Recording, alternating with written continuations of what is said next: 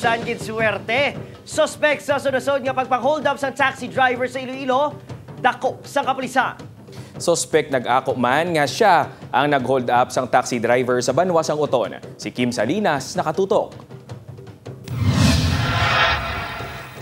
Dako pang suspect nag-hold up sa duwa ka taxi drivers sa pagkatuwang nga lugar kag oras sa Haro, Iloilo, Sabado sang kagahon.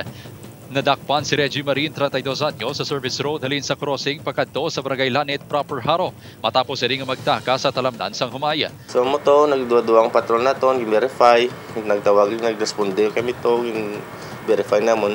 Indeed, siya man ang nag-hold up sa duwa ka taxi drivers. Una nga ginhold up sang suspect si Dente Tesing, driver sang kaulikan taxi sa Barangay Buang, Haro. Gin-take over sang suspect ang pagmaneho sang taxi sa biktima kag ginbilin sa Barangay Tungon.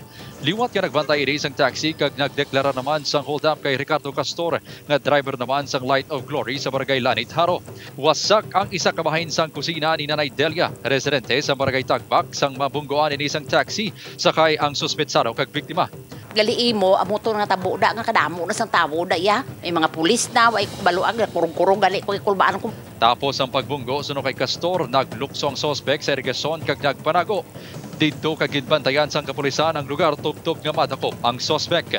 Na-recover sa suspect ang isa ka kutsilyo, dashcam sang taxi unit kag ginapatian sa buh. Sunod sa kapulisan, ginako sang suspect nga siya man ang nag-hold up sang taxi driver sa Uton sang Huwebes. Nagkanda kami sa interrogation, nag-ako mo siya. Siya yung iyaman to agi or hinimuan ang sa Banwasang Uton. Utang sa isa po ang gintuad sang suspect sa kapulisan nga rason sang pagpang-hold up sini.